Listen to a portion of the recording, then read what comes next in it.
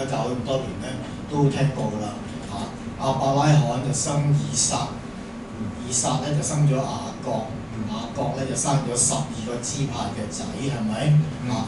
咁啊好啦，今日咧就想講一個嘅故事咧，你哋耳熟能詳嘅，咁睇下熒幕咯喎嚇。約瑟，頭先我講咧就係雅各生咗12個支派咧，約瑟就排第11啦。有冇邊個弟兄姊妹係完全唔知道約瑟嘅故事講咩㗎？有冇人啊？冇啦，係嘛？好啦，咁所以咧，咁就下一章咯喎啊！各位，好難去訪問你哋嘅嚇。邊個覺得自己現在係好幸福㗎？有冇啊？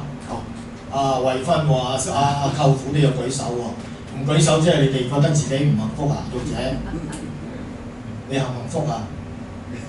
少少，多定少啊？好少，但係都有嘅，係嘛？劉生咧？都係少少啦。蔡弟兄咧？都係少少。又唔係好多係嘛？少少，好啊。咁你哋，譬如個例子，你1000萬你咧，港幣。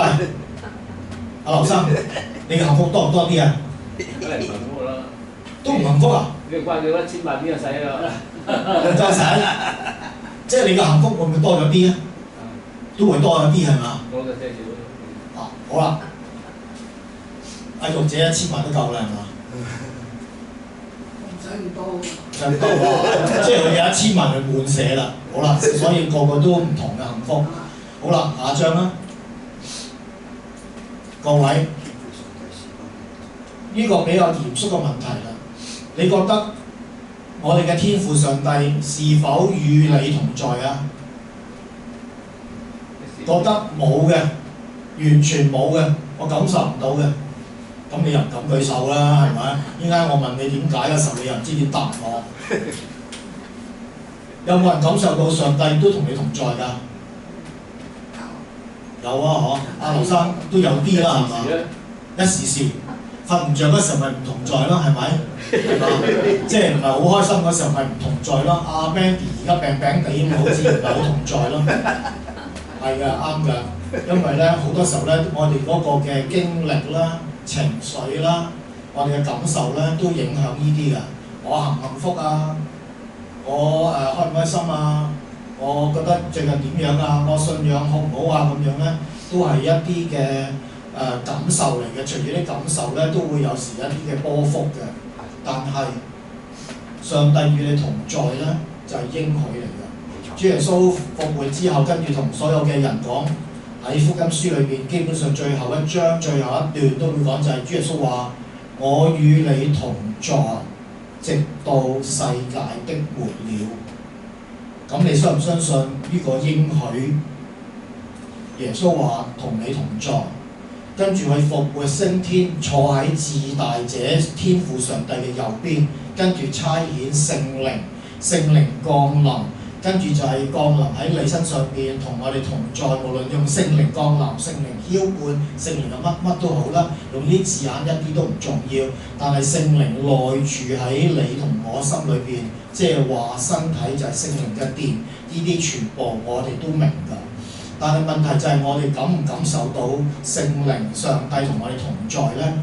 但係無論你感唔感受都好，聖靈同你同在，天父同我哋同在，呢個係應許嚟㗎。喺祈禱裏邊唔使求上帝啊，你與同我同在啦。其實呢句説話係唔使講㗎，因為係應許嚟㗎。上帝係唔會一時三刻就同你同在，跟住就下一分鐘又唔同在。唔會㗎，當然問題就喺我哋裏邊，究竟坐唔坐喺個主位咧？就係、我哋個個都唔同啦。可能阿余牧師咧，嗰個上帝咧喺佢嘅心目中咧就係好大嘅、好重要嘅位置喺個主位。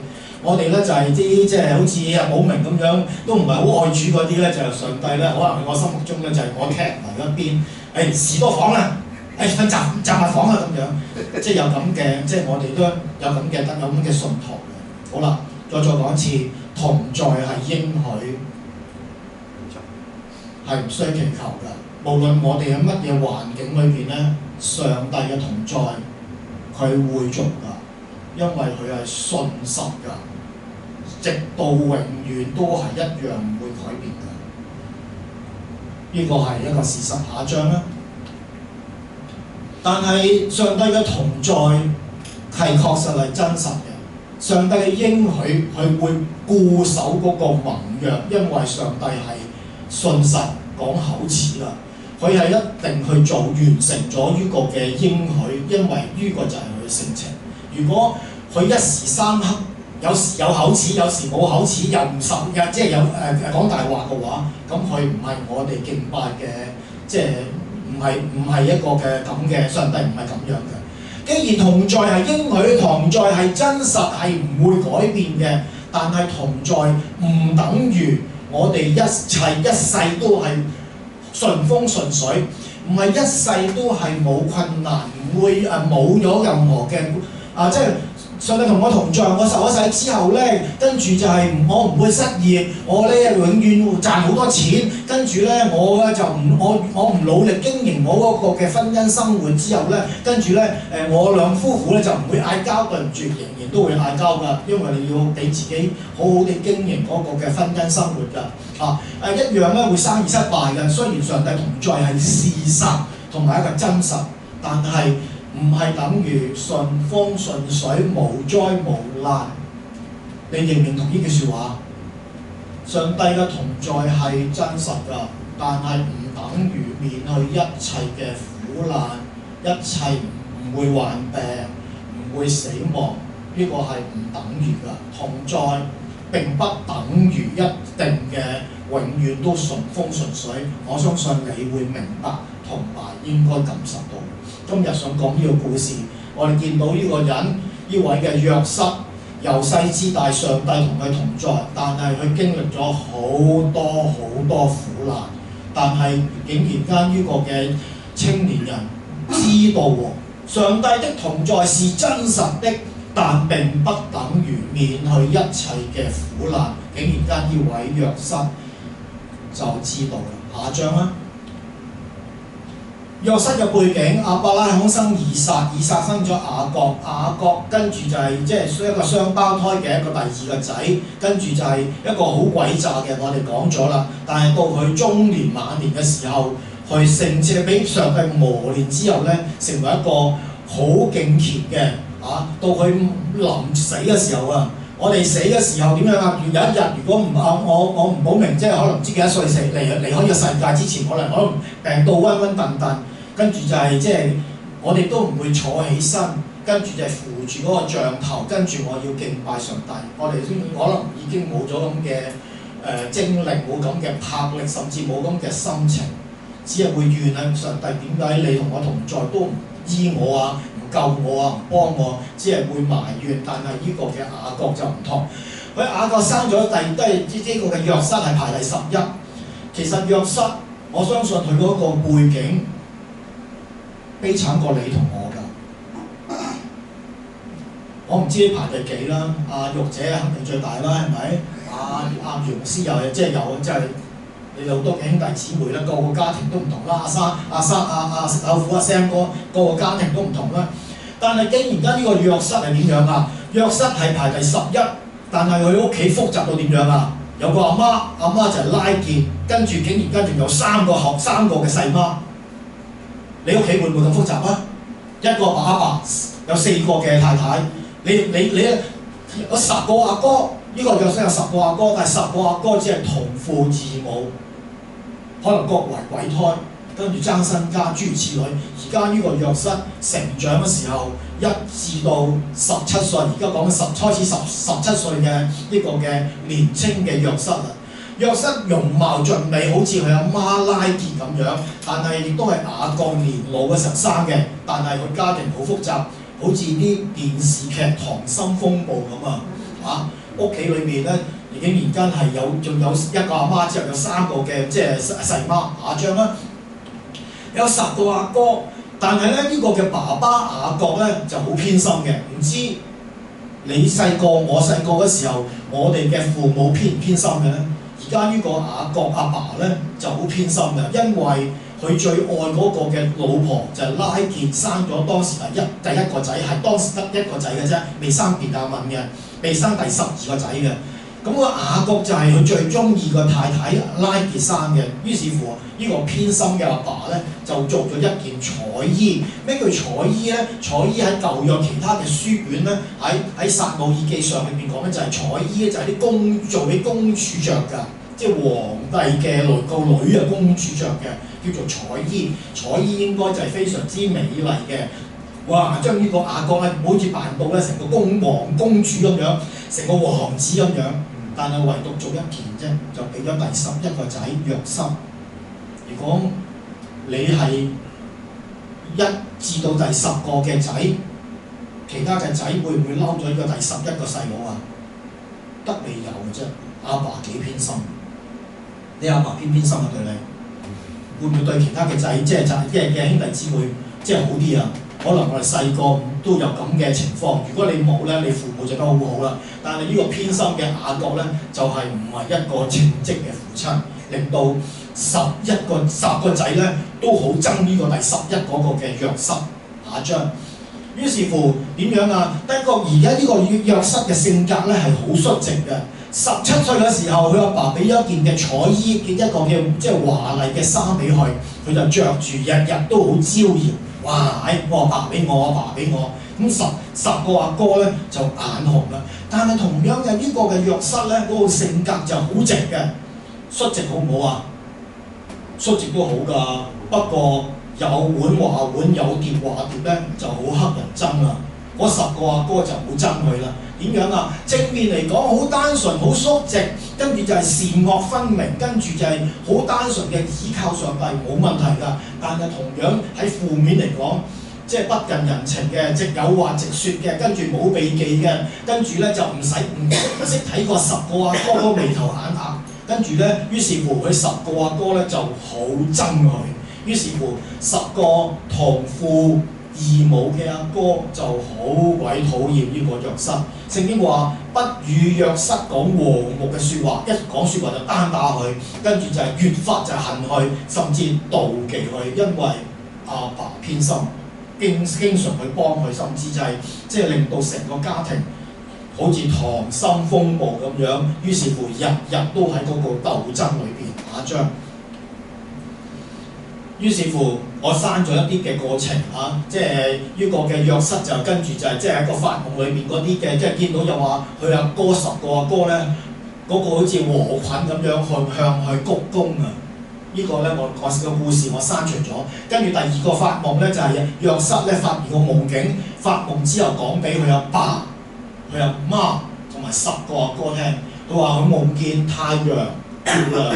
太陽即係佢阿爸，月亮即係佢阿媽，跟住10個嘅星星向佢下拜上次。頭先第一個夢就話嗰啲禾捆只係向佢即係有個嘅鞠躬啫，而家淨話跪喺度。呢個率直嘅年青人，有碗話碗，有碟話碟嘅，令到原本好鬼憎佢嘅10個阿哥，而家更加討厭佢同埋憎恨佢。於是乎就動咗殺機，佢哋10個阿哥同父異母嘅阿哥就商量，有3個計劃。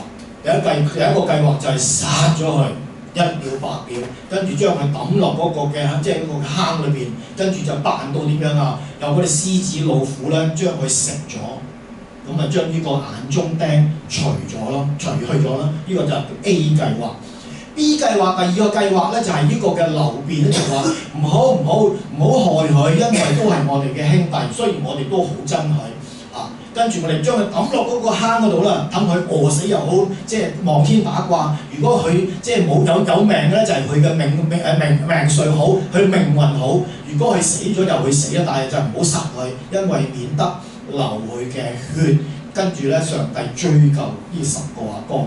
第3個計劃點樣啊？最後就係決定一次通過，就將呢個好乞人憎嘅第11個、第11個細佬約瑟就賣咗佢。聖經話佢賣咗俾20馬利人。咩叫做賣？賣就係收咗錢，收咗幾多？聖經話收咗20舍客勒，應該都唔少錢㗎啦。20個舍客勒，當時呢個約瑟幾多歲？17歲，就賣咗俾呢個嘅外邦人，呢個嘅以實瑪利咧就係啲商隊嚟嘅，即係啲商人嚟嘅，去經過佢哋屋企呢個嘅迦南，去到邊度？去到埃及，將個商隊嚟嘅，即係要做生意嘅，浩浩蕩蕩經過呢個嘅迦南地，就將會落到去南下嘅埃及。於是乎，而家佢哋用咗第三個方案，計劃師就將呢個嘅約瑟就賣咗俾以實瑪利人，記住係賣，因為佢哋係收咗錢，收幾多錢啊？20舍客勒。下一章啦。喺呢個時候，17歲嘅約瑟，聖經一直形容佢就係點樣啊？佢其實係即係一個敬畏上帝嘅人，所以先至會有好多嘅夢境。呢個夢境當然嚟自將來係實現嘅，真係佢10個阿哥向佢鞠躬，向佢一個嘅參拜，甚至最後係跪喺度嘅。呢個係即係正如個夢境。當然呢啲夢境係上帝俾佢嘅。計劃呢個計劃出賣咗佢嘅兄弟。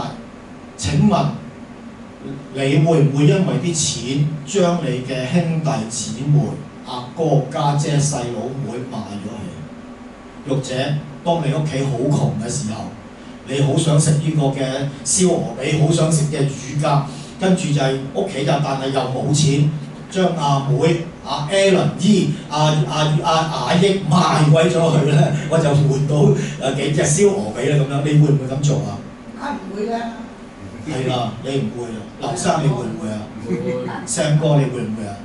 唔會，個個都零頭，但係竟然間10個阿哥就係咁樣，佢哋差唔差？壞唔壞啊？係好壞。但係如果你真係阿獄者將雅益賣咗出去做呢個妹仔，跟住佢又換咗。有啲燒鵝髀啊、乳鴿啊，跟住就龍蝦咁樣，大魚大肉咁樣。你雅益，當係一日佢發咗達啦，就妹仔發咗達啦，你估雅益翻唔翻嚟會報仇啊？佢會唔會翻嚟同阿獄者講？獄者好似我哋當年都賣咗我啫，你賣咗我嚟，我自己先可以發達啦。跟住，喂，我而家送翻層樓俾你啦，咁樣你會唔會啊？肯定唔會啦！翻嚟之後會報仇嘅啫，翻嚟之後跟住就係踩多阿獄者兩腳，你都有今日啦！你當時害我，係咪啊？但係而家好啦，我睇下呢個與上帝與佢同在嘅一個年青人17歲嘅約瑟嘅命運點樣啊？係咪最悲慘啊？賣咗去做奴隸？唔係啊，各位，未到低谷啊，未到低處仲有低，跟住就仲悲慘啊！跟住嗰幾年仲悲慘啊！呢個出賣雅各換咗20舍客勒嘅呢個計劃成功咗，跟住就將呢個嘅約瑟嗰件彩衣，跟住就整爛佢，跟住落啲血落去，跟住咧就拎翻件彩衣就俾佢阿爸，就話俾雅各聽：哎呀，我哋個第11個細佬啊，約瑟，呢個獅子老虎擔咗佢啊，咁樣死鬼咗啦，咁樣嗱。我哋揾到佢一件血衣啊！嗱，呢件衫係你做俾佢嘅咯，呢件嘅彩衣，但係而家全部都係血跡啊！咁樣就講俾佢阿爸聽。於是乎，好愛第11個仔嘅雅各就好傷心。跟住就係呢10個阿哥咧，呢10個阿哥就係要隱瞞呢個秘密，就係其實佢阿爸㗎。呢個細佬冇死到㗎。係佢哋賣咗去收咗錢，嗰啲錢大家分咗，甚至使咗。跟住呢個約瑟被出賣嘅咧，就因為佢好率直，經常都講啲直話直説，甚至得罪咗佢10個阿哥。率直係好嘅，誠實係好嘅，但係有時都要睇嗰個環境㗎。如果阿獄者好直話直説咁傷害到嘅妹妹嘅話，我相信有時都要改變下嘅。就我唔係叫你講大話，有時性格確實會影響嗰個嘅命運。下一章啦。而家講就係即係我會賴過唔講咁多嘅，呢個係我唔係我嘅重點嚟嘅。約瑟係經過3落三上，就係話原本係成為一個嘅屋企雅各係一個財主嚟嘅，一個財主嘅家。我爸爸雅各就係一個財主，佢排第11，係11個家兄即係仔裏邊嘅一個嘅寵兒，唯獨佢有才藝，係俾爸爸特別溺愛寵愛嘅一個仔。但係而家成為一個奴隸。奴隸就賣到去埃及一個嘅即係法老王嘅一個嘅主管波提乏嘅屋企，跟住就係喺個波提乏屋企裏邊咧，因為聖經話上帝與他同在，令到佢凡事都好興旺、好興盛。於是乎呢個嘅即係波提乏咧，呢個嘅官咧就將一切嘅事交俾約瑟，得個10幾20歲嘅咋，就將所有嘅屋企嘅事成為一個嘅主管，一個嘅管家，由一個寵兒跌到落去成為一個嘅奴隸，而家又彈翻上去喺嗰個嘅官員嘅波提乏屋企成為一個嘅管家。但係點樣？個際遇就係有上亦都有落。當佢成為管家嘅時候，呢個波提乏嘅太太就勾引佢啦。哇！呢個小鮮肉咁靚仔，開頭咪話容貌俊美，好似佢阿媽拉結咁樣，所以應該好靚仔㗎。好啦，於是乎呢個主母咧就勾引佢，跟住佢抌低件衫就走咗去，因為我唔可以咁樣得罪耶和華。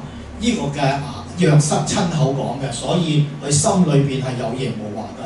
佢係一個敬畏上帝嘅人，敬畏上帝嘅人，上帝一定與佢同在，一定祝福佢。但係上帝與佢同在，頭先咪講咯。不等於一切都亨通順利，都會有苦難。而家就係佢點樣啊？因為就係佢走咗去嘅時候，呢個嘅主母就屈佢啦，就話佢就係即係侵犯主母、非禮主母。於是乎呢個嘅跟住波提乏就捉咗佢去坐監。而家原本成為奴隸，又彈起成為一個嘅屋企裏邊嘅管家，而家就再次成為。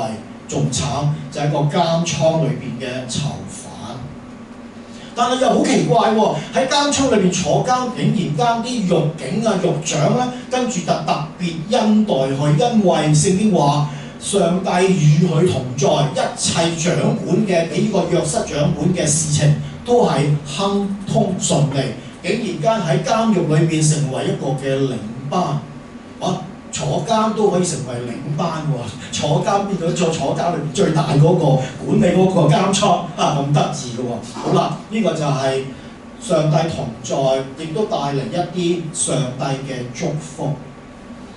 啱啱我哋講話上帝與我哋同在係應許，你見唔見到上帝與你同在之後帶嚟一啲嘅賜福㗎？你自己數算下，點解係獄者80歲？一定80歲㗎，一定有㗎，唔係個80歲咧，仲要行得坐，即係坐得，跟住仲可以一陣去飲茶，一定得㗎。80歲唔可以坐輪椅㗎，80歲唔可以喺安老院冇辦法起身，有冇咁嘅即係80歲嘅婦女㗎？有，點解我哋揾唔到身上邊上帝嘅同在嘅祝福啊？冇理由嘅，係咪？係㗎。頭先余牧師話，琴晚都唔係瞓得好好，可能2、3點起身，諸如此類。但係總有睡眠啦，係咪？可能就係今晚瞓得好啲咧，即係唔可以攞單一嘅事，跟住就係問上帝，上帝點解你咁對我啊？其實就唔係一個嘅即係好嘅情況。好啦，跟住就係佢成為一個嘅監犯裏邊嘅領班，去管理嗰個嘅監倉，嗰個監獄長俾佢。但係就係嗰個監獄裏邊就遇到2個人，一個就叫酒政，一個就係負責呢個膳食嘅人。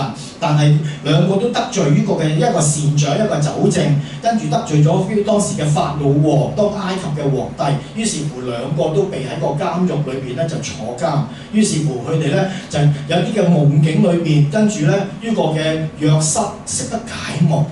佢當時可能都係20歲多啲，唔知幾多歲。呢個時候聖經冇講。但係佢17歲被賣嘅時候，其實而家輾轉可能3幾年嘅時間，跟住呢個嘅約瑟點樣啊？呢個約瑟竟然間識解夢，跟住將呢個酒政同埋膳長嘅夢解俾佢聽，講俾酒政聽。你一定官復原職。當你官復原職嘅時候，請你紀念我係無辜坐監嘅，請你幫助我。呢個酒政話好 yes， 同呢個善長講，你將會點樣啊？你出唔到監㗎啦，你將會死㗎啦，咁樣諸如此類。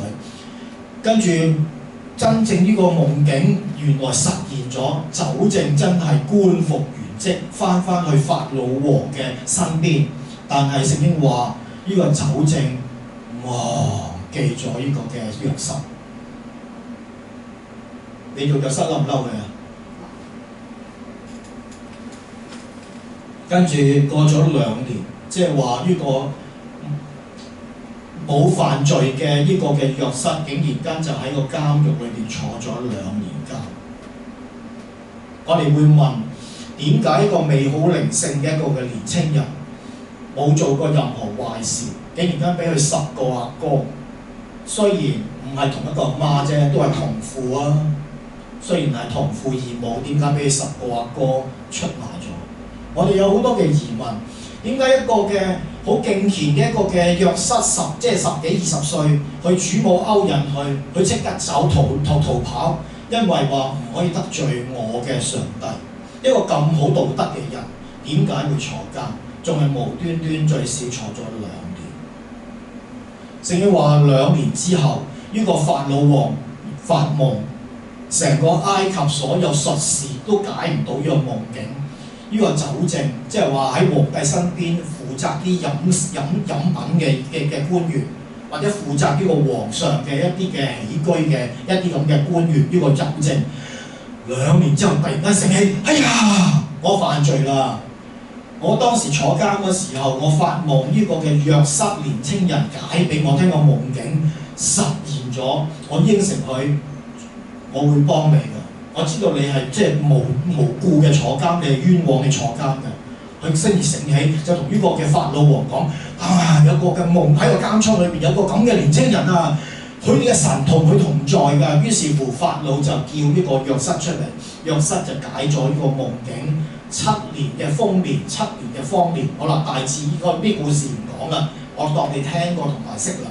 如果唔記得嘅咧，翻去睇聖經啦，由35章聖經咧就係約瑟嘅故事就開始睇啦。咁最後呢個解夢成功俾呢個嘅法老王嘅約瑟，就成為一人之下所有人之上嘅埃及國嘅宰相。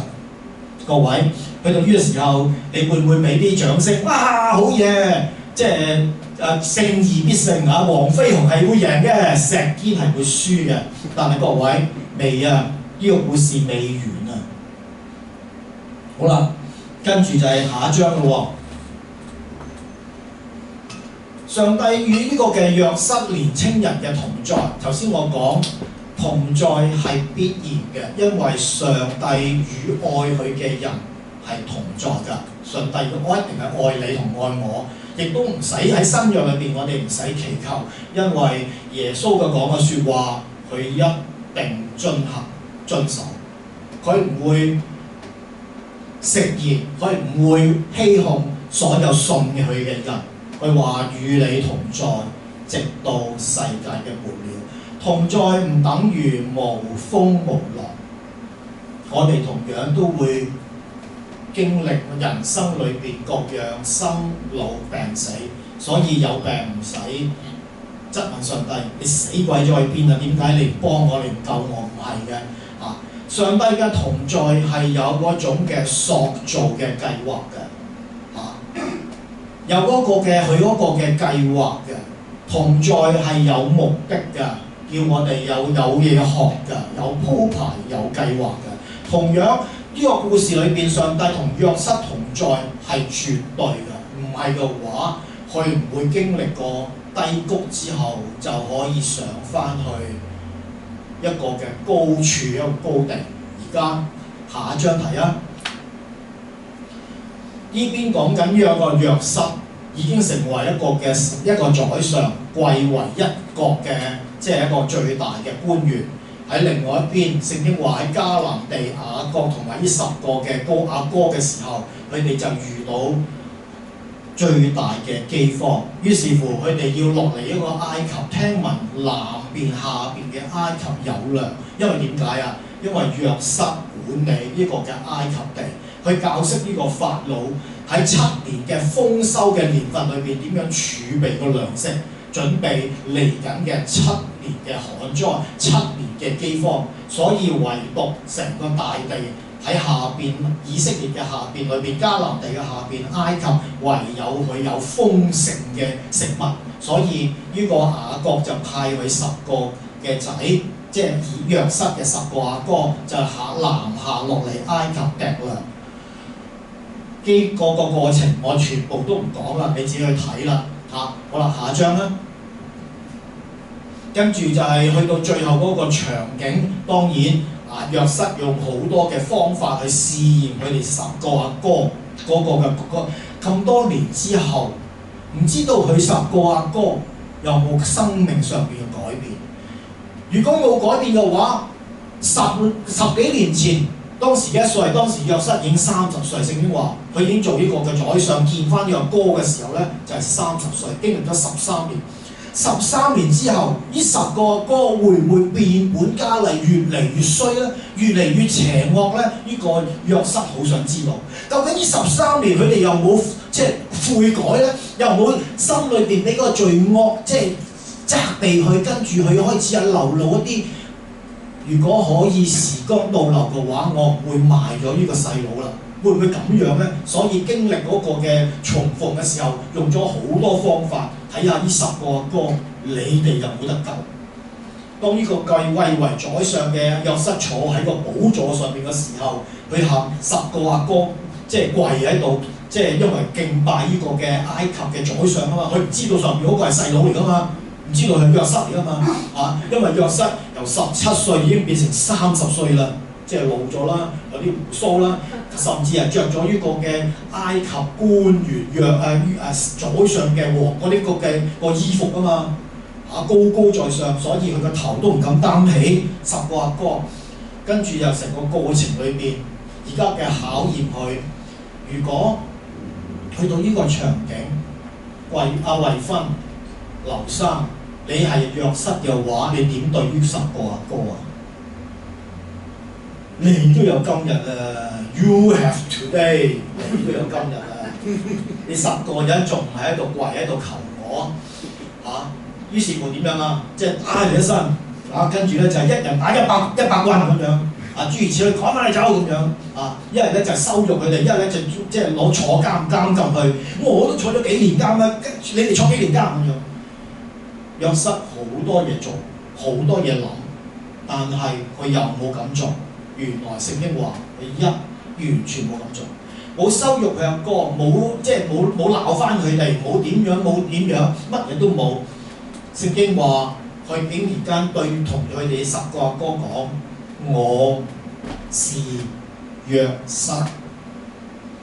我相信我哋如果好似睇一個嘅即係電視劇咁，我諗下，我哋匿埋諗下，如果喺高在上邊嘅一個嘅即係官員。一個打扮成個埃及人咁嘅一個嘅咁嘅宰相，佢話我是約瑟，我係你嘅兄弟，我係雅各你爸爸嘅仔，我是約瑟嘅時候，嗰10個阿哥會點樣？哇！全部震騰騰跌晒落地下，因為驚佢報復㗎，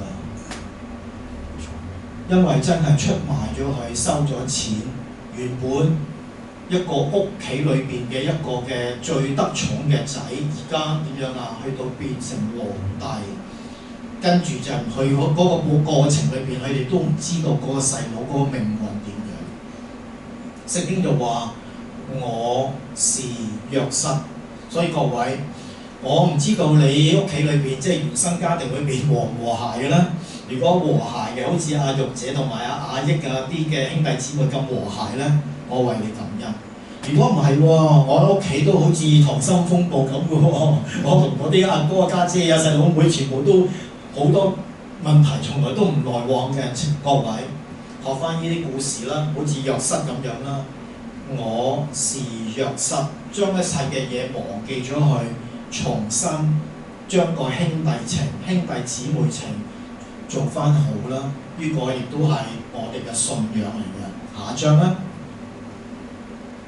呢個約瑟，我想講嘅就係話，佢原來好明白我啱啱開始講嘅，上帝嘅同在唔等於冇苦難，上帝嘅同在唔等於日日都一帆風順，一切都即係冇任何嘅困難。上帝嘅同在係必然嘅，係真實嘅。但係而家約瑟點樣㗎？佢話呢句説話係經常我喺創世記裏邊好刻心，好入我心裏邊嘅，就係、是、一句説話。佢用咗好超然嘅一個信仰嘅眼光。如果約瑟冇呢個嘅超然信仰嘅眼光，佢講唔出呢句説話，因為10個阿哥真係出賣咗佢，令到佢嘅青年嘅成長裏邊好痛苦，好多嘅苦難，好多嘅委屈，好多嘅眼淚，無端端做咗奴隸，由迦南地帶到去做呢個嘅埃及，做咗好多辛酸嘅嘢。咩叫做奴隸？奴隸就係好卑賤，乜嘢都要做。跟住就係佢無端端坐監，竟然間呢個約瑟而家同佢話10個阿哥安慰翻佢哋，唔係話你哋都有今日啊！我咧就係加倍報翻俾你，我10倍。即係報答你，跟住咧就係即係用不同嘅折磨嘅方法折磨佢10個阿哥，佢冇咁做。相反，佢講咗一句説話就係、是：阿哥唔好因為你將我賣到去這裡就自憂自恨，唔係你哋賣係事實嚟㗎，佢哋收咗錢嘅，但係竟然間安慰佢10個阿哥。點解你可以咁做到啊？因為神差我在你們以先嚟到呢個埃及，就係、是、為保存我哋成家嗰個命。我而家你係事實出賣咗我，收咗20舍客勒，但係呢個係上帝嘅計劃，上帝容許，上帝嘅塑造，上帝嘅鋪排，令我嚟到呢個埃及地可以有豐盛有個好即係有個豐收嘅糧食。去應付呢7年嘅饑荒，令到成個雅各家70個人可以保存性命。各位，當我哋遇到好多困難，當你而家有病，或者將來有病，或者將來嘅成個家庭嘅一個嘅變化，我哋梗係希望我哋冇任何嘅苦難，我哋無災無難。我哋享受高齡之下冇痛苦離開呢個世界，呢個都係我哋嘅希望。但係個個都唔同。有一日，假若我要離開呢個嘅世界嘅時候，有一啲嘅即係疾病之下嘅痛苦，或者好多嘅經濟、好多家庭嘅一啲嘅變化嘅時候，各位唔使自憂自恨，唔使埋怨上帝，你點解咁對我？你死咗去邊？點解你唔聽我祈禱？點解你唔醫治我、唔祝福我、唔乜我？其實真係唔使問。我哋好似有呢個嘅約瑟超然嘅眼光，唔使去問呢啲問題，因為今日嘅題目就係話神嘅同在係真實嘅，係實在嘅。但係神嘅同在不等於、不一定係就係無災無難。但係我哋見到嘅困難，我哋嘅難處，我哋嘅身體嘅變化，我哋各樣嘅衰退，我哋會越嚟越老，身體嘅機能會比較差。但係呢個上帝嘅知道嘅，上帝嘅計劃，上帝嘅乜，總之我哋將我哋嗰個嘅生命所有嘢交託俾上帝，呢個就叫做信靠。呢個就叫做交託。下章睇下，約瑟冇怨天尤人，冇埋怨佢阿爸。你阿爸，我阿爸唔識做啦，佢做11件彩衣，咁我咪唔使俾10個阿哥嬲我咯。佢唔會怨佢阿爸，唔會怨家人，唔會怨10個阿哥，唔會怨上帝。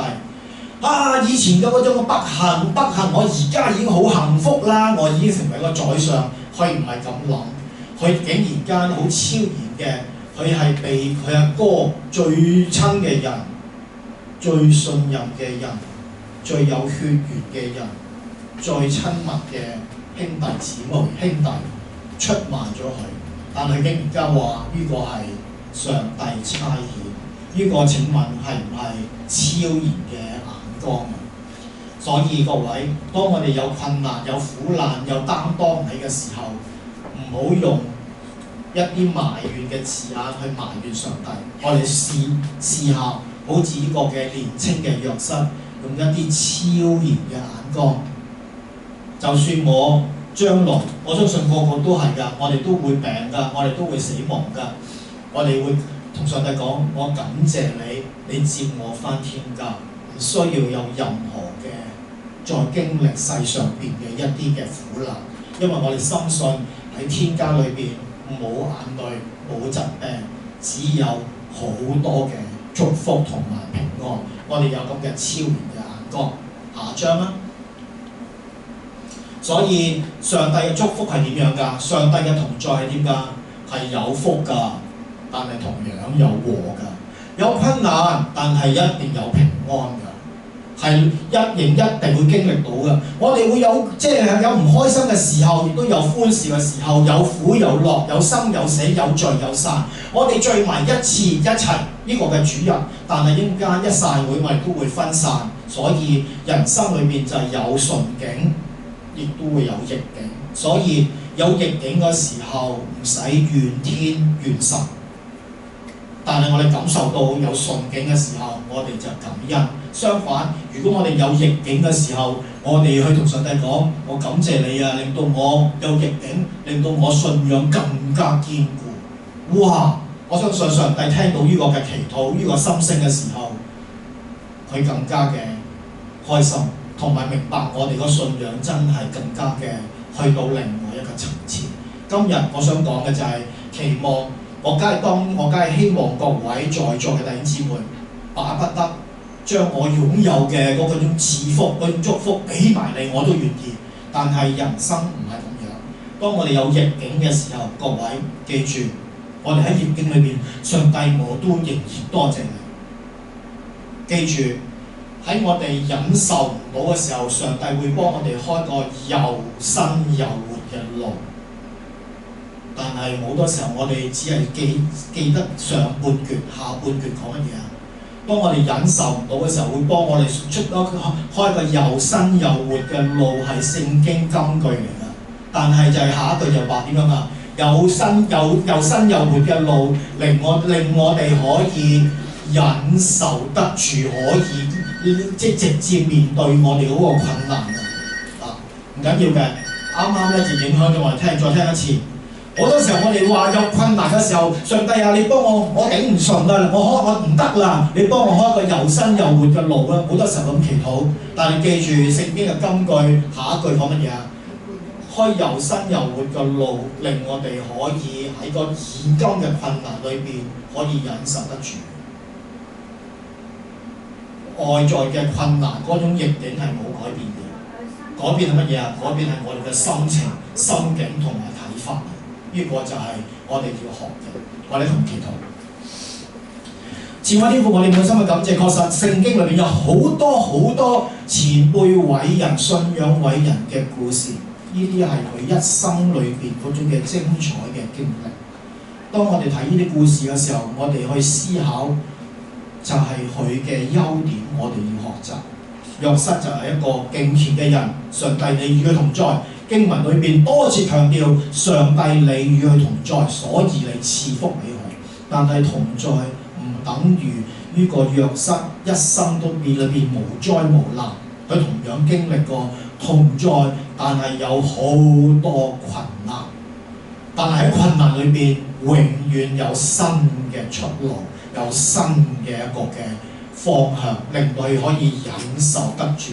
同樣呢啲故事教我哋，當我哋如果有一日我哋喺嗰個困難逆境嗰時候，我哋要學識感恩，天父啊，我感謝你，我而家好困難，但係我知道下一分鐘、下一刻，當我忍受唔住嘅時候，你會幫我開一個又新又活嘅路，令我可以通過，可以忍受而家嗰個嘅逆境，可能外在嘅環境冇任何改變，改變係我哋嘅眼光、我哋嘅心境同埋我哋嗰種嘅信靠。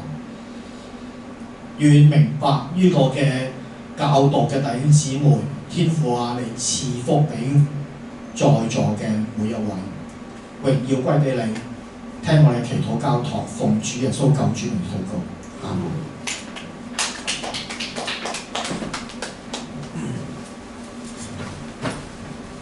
好多謝寶明嘅分享。